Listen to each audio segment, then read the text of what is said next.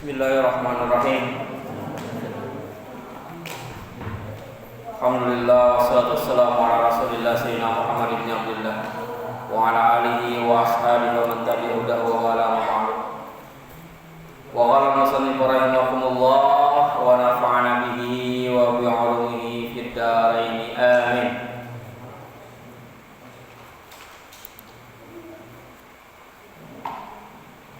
Al-bab as-sabi'u 'ashara fi fadilatis shadaqah. Ini bab yang ke-17, menerangkan dari keutamaan sedekah.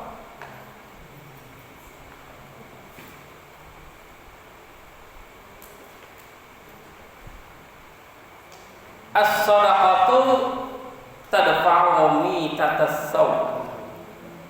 Kama qala Nabi sallallahu alaihi wasallam. Sedekah itu tadfa'u mitatas saw, mencegah mati dalam keadaan buruk.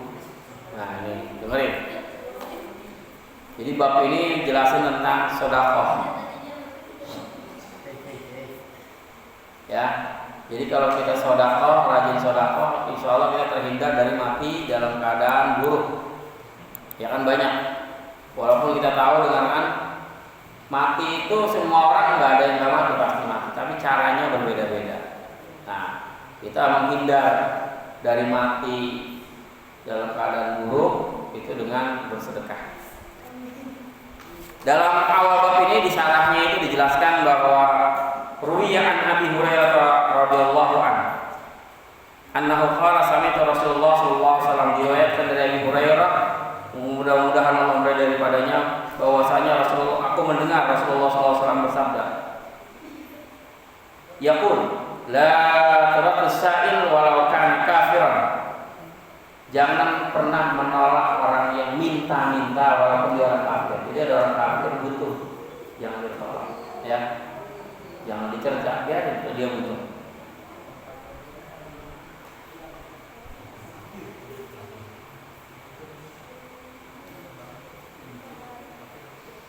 Nah, ini kata Rasulullah. Faqala rajulun minas sahabat radhiyallahu anhum. Maka berkata, Rasulullah bilang, jangan pernah menolak walaupun yang minta-minta itu orang kafir. Kata sahabat nanya, ya Rasulullah, ya Rasulullah, hal lana an natasaddaq bi syai'in min amwalina ila al-kuffar? Apakah kita juga boleh mensedekahkan sebagian dari diri kita kepada orang kafir? Kata Rasulullah, qala na'am, annahum khalqun min khalqillah ta'ala. Ya, kata Rasulullah, karena mereka juga adalah bagian dari makhluk yang Allah ciptakan. Jadi bersedekah kepada siapapun. Nah, jadi kalau sedekah itu banyak. Ada orang yang sedekahnya sama fakir miskin, ada orang yang sedekahnya sama bumi. Oh, sedekahnya sama bumi, Pak Ustaz? Iya. Bagaimana cara sedekah sama bumi?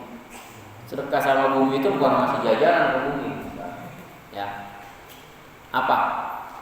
Memelihara agar bumi kita tidak rusak. Ya. Ada juga sedekah air. Jadi sirkulasi air. Ini kayak kita nih. Ini kita tempatnya air berada pada saat banjir, tempatnya air hilang kalau musim kemarau, gitu kan ya? Alhamdulillah. Ya. Jadi kalau pada saat musim kemarau airnya kering. Nah, kalau pada saat musim hujan airnya datang, ya. Selamat datang, ahlan wa sahlan, akhina wa ridho, ya.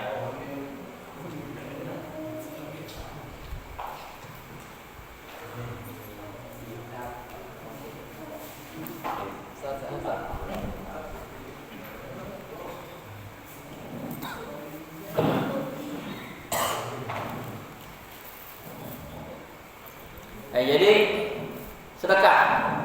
Jadi kata Rasulullah, sedekah tadfa'u maitatas saw.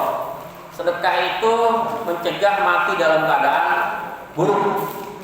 Ya, jadi ke siapapun kita sedekah. Bahkan kata tadi dari dari hadis yang berasal dari Abu Hurairah, sedekah walaupun kepada orang kafir, ya. Sedekah sama hewan misalnya, kita makan, ya, ada kucing kelaparan, sedekah. Bahkan ya dengerin, ada kisah seorang, ya, pelacur banyak dosanya karena selalu melakukan zina, bisa masuk surga gara-gara dia bersedekah sama anjing yang kehausan. Dia lihat anjing kehausan, dia baru pulang. Ya kalau bahasa kita mah baru pulang dugem gitu ya. Ya, lihat ada anjing menjulurkan lidahnya, jilat-jilatin pasir, dia lapar, diambilin air, dikasih air, kata Rasulullah masuk surga gara-gara nolong itu surga. Ya, nah jadi dari mulai kecil biasain sedekah dengan apapun, dengan siapapun. Ya, jadi salah satu manfaat sedekah itu mencegah kita mati dalam keadaan buruk. Misalnya matinya bakar, kan berarti gak enak namanya, buruk. Walaupun bisa jadi ya meninggal dalam keadaan husnul khotimah, tapi caranya, nah ini yang kita makanya cegah itu dengan bersedekah. Rawahul Qadai, jadi diriwayatkan oleh Imam Al-Qadai. Hadis yang kedua,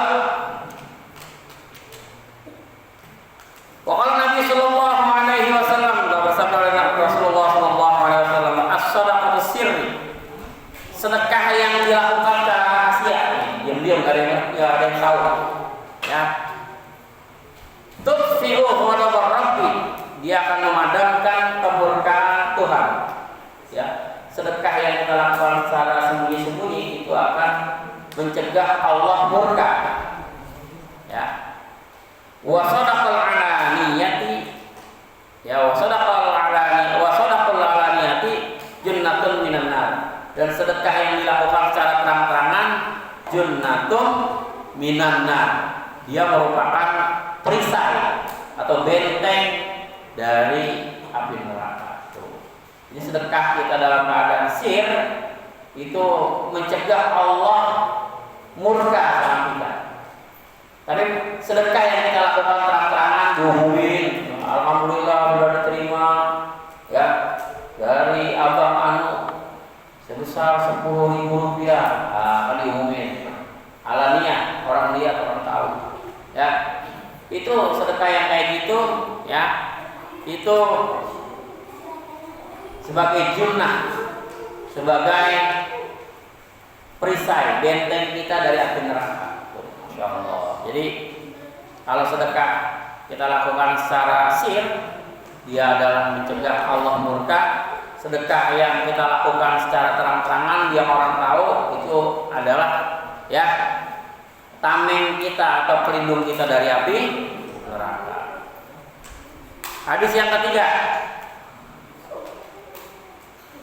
Nah, ini. Wa qala Nabi sallallahu alaihi wasallam,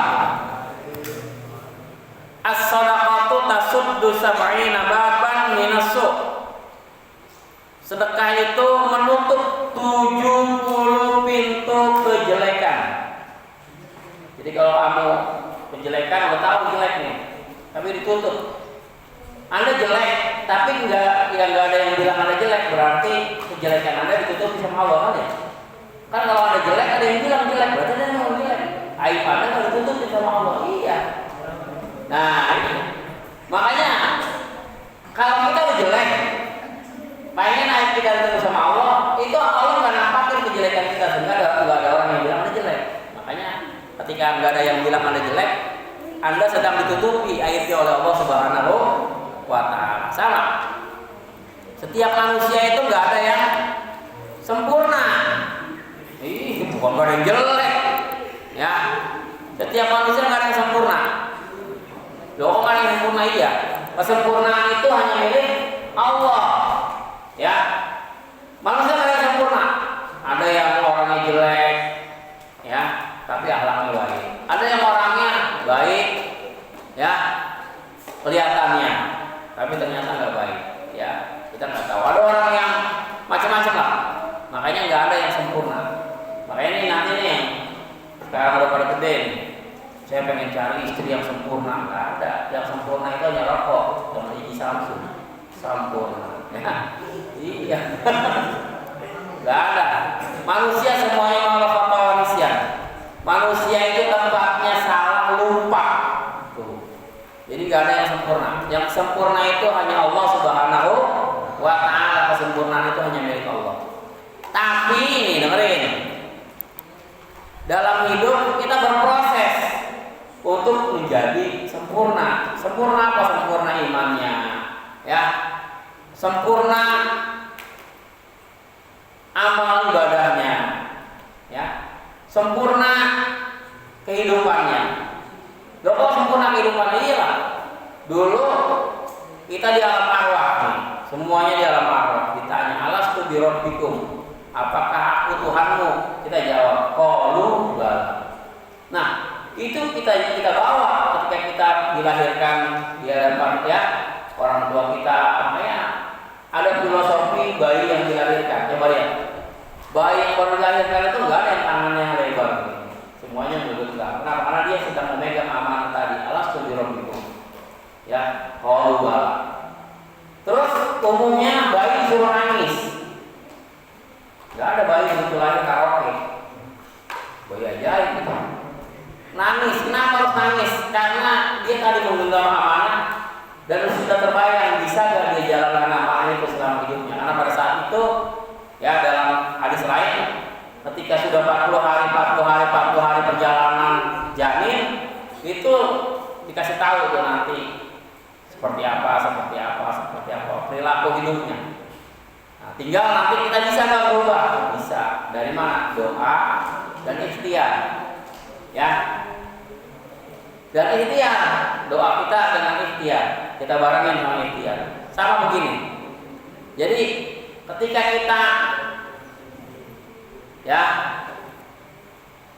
kita pengen menuju ke suatu tempat, tujuan kita ke suatu tempat itu, maka bagaimana ikhtiar kita sampai ke tempat itu? Ada yang mungkin jalan kaki, ya, ada yang naik kendaraan, ada yang macam-macam. Nah, itu ikhtiarnya, ya. Jadi Allah Subhanahu Wa Taala sudah menetapkan ajal kita. Tinggal ikhtiar kita untuk mengisi sebelum ajal datang. Bagaimana? Ya. Kita banyak salah. Terkadang kita pengen melebihi Allah, pengen ngatur rezeki orang. Rezeki mau urusan Allah. Yang penting ikhtiar mencarinya. Ya. Jadi rezeki mah jangan dihitung-hitung. Oh, saya yang kasih rezeki kan sama kamu, bukan. Allah yang kasih rezeki. Nahnu narzuqukum wa iyyakum. Ambillah yang memberi rezeki kepada anak-anakmu dan juga kepada kamu. Jadi rezeki itu bukan urusan manusia, bukan urusan pemerintah, bukan. Rezeki itu dari Allah. Allah yang akan ngatur. Nih, dengerin. Ada orang dia pengen tahu nih, bener gak sih Allah Subhanahu Wa Taala ini ngasih rezeki kepada hambanya? Ya, dia nggak mau makan, dia tinggal di dalam goa, dia enak. Orang rezeki mah sudah diatur Allah, kata dia gitu. Ya, nggak makan berhari-hari, nggak minum berhari-hari, sampai dia lemas, pingsan. Tahu-tahu pas dia pingsan apa? Ada orang datang, udah mau pingsan sih kelaparan saking, dan dia yakin bahwa rezeki itu Allah yang ngasih. Dia udah pingsan, tahu-tahu ada orang datang. Orang lihat nih, orang kelaparan nih, dikasih minum, ya, dikasih minum sadar. Nah, udah sadar dikasih makan. Nah itu, di situ dia menyadari bahwa itulah Allah memberikan rezeki kepada siapapun. Walaupun kita menghindari rezeki itu, Allah tetap kalau udah waktunya dikasih. Tapi walaupun sudah masuk ke dalam mulut kita, ini udah masuk ke mulut kita, udah masuk ke lambung kita, makan pempek, ya kan? Tabung pempek tolak, tahu tidak tolak? Ya, mencampur minuman soda, makan pempek, makan sebelah. Ini bukan rezeki kita atau bukan rezeki kita, udah masuk ke lambung kita, keluar kaki muntah. Kenapa harus salah makan? Udah makan pempek, makan seblak, ya bagi temennya, temennya bagi seblak, lo makan pempeknya. Itu pempek mau dihajar, seblak mau dihajar, lambungnya nggak cukup. Muat keluar lagi, bukan rezeki kita, ya. Walaupun sudah masuk dalam perut, kalau bukan rezeki keluar lagi. Tapi kalau yang itu rezeki kita, walaupun ditahan orang nih, kalau yang rezeki kita dikasih sama orang, itu perantaranya. Jadi makanya, ya Allah udah ngatur rezeki kita. Jangan takut kalau rezeki itu Allah yang udah ngatur. Tinggal kita ikhtiar nyarinya seperti apa. Ya, banyak kisah-kisah para sahabat besar, ya, para ulama-ulama itu gitu, ya. Nggak pernah mereka pikirin. Nih, dengerin. Ini kisah. Ya, guru saya, ya guru kita almarhum Qur'an Haji Nurani. Dulu zaman perang di Bekasi ini banyak tanah-tanah yang seperti hutan. Pasukannya itu pengen apa? Pengen makan. Nggak ada yang punya makanan karena sedang menghadapi pertempuran dengan penjajah. Pak Kiai sholat 2 rakaat, kemudian minta sama Allah manzil ya, yang minta diturunkan al-ma'idah minas sama. Ya Allah, turunkanlah hidangan dari langit. Bukan turun hidangan dari langit pada jatuh tuh, ya apa jatuh enggak. Tahu ada nenek-nenek. Coba kata prajuritnya Hizbullah, ini enak nih kalau kita lagi lapar begini, enaknya kita katanya makan nangka sama kopi. Makan nangka sama kopi. Tahu-tahu datang nenek-nenek, dari mana datang itu nenek-nenek bawa nangka sama kopi, coba. Pakai ya sholat. Itu ya rezeki dari Allah. Jadi banyak aroma para wali seperti itu, yang bisa mendatangkan sesuatu yang kalau dipikir-pikir dari mana kok datangnya. Bisa jadi itu malaikat. Itu juga yang terjadi pada Siti Maryam ketika ibunda Nabi Isa, ya, ada di mihrab, ya, di tempat salah satu masjid. Ini, ya, pamannya bingung lihat kok di dalam mihrabnya banyak buah-buahan, yang buah-buahan itu nggak ada di situ. Ditanya, ana laki haza, dari mana Siti Maryam ini? Kata Siti Maryam, min Allah, dari Allah. Bayangin, misalnya di padang pasir nggak ada pohon mangga pada saat itu, tapi ada buah mangga. Dari mana itu? Allah yang kasih melalui malaikat. Jadi rezeki itu seperti itu, ya. Makanya jangan khawatir, jangan pernah merisau rezeki mau udah Allah yang atur. Kita tinggal cari di mana dia berada. Perantaranya bisa melalui manusia, bisa melalui macam-macam, ya. Itu rezeki namanya dari Allah Subhanahu wa Ta'ala. Ya, selanjutnya hadis yang keempat. Jadi sedekah itu bisa menutup 70 pintu kejelekan. Ya, jadi kita perlu banyak kejelekan kita lah. Cuma kenapa orang nggak tahu kejelekan kita? Karena ditutup aib kita sama Allah. Gitu. Ya. Nah, bagaimana cara menutupnya? Sedekah. Ya. Ini hadis yang terakhir yang kita baca pada malam hari ini. Wa bihi qala Rasulullah sallallahu alaihi wasallam, taqun nar. Takutlah oleh kalian akan api neraka walau bisyikki tamratin. Walaupun dengan sebuah kurma. Jadi kalau punya kurma, enggak nih, jangan-jangan gara-gara kurma ini saya bisa masuk neraka. Saya takut. Ya. Fa illam tajidu fa bi kalimatin thayyibatin. Maka kalau kamu enggak punya tuh yang satu buah kurma berapa sih harganya? Taruhlah misalnya satu kurma itu harganya 5.000, ya. Walaupun dengan uang 5.000, kalau memang itu bisa mencegah kita dari api neraka, kita kasih. Ya. Kalau nggak bisa, kita nggak punya uang goceng, nggak punya. Amal biasanya berapa? Gopek lah. Untung, udah orang yang bunyinya untung, puter-puter lagi di kamar untung, lama, udah gopek, untung, blepak. Ya, kan gitu kan. Iya sama. Ini bapak-bapak ibu-ibu sama. Kalau datang ke masjid, bawa uang banyak kaget ya. Oh, ngapain banyak-banyak ke masjid? Tapi kalau datang ke mall, dia harus bawa duit banyak. mall nih, banyak kan, bawa semuanya. Begitu datang ke masjid yang ada kotak amal jariah, nggak mau bawa semuanya. Goceng banyak, goceng bersyukur, waduh. Nah, itu sama, ya. Jadi pola-pola kayak gitu tuh yang harus kita rubah. Jadi kata Rasulullah, takutlah kamu akan api neraka, walau besi kita melotin, walaupun yang menyebabkan kita ya tercegah dari api neraka itu senilai biji korma, ya.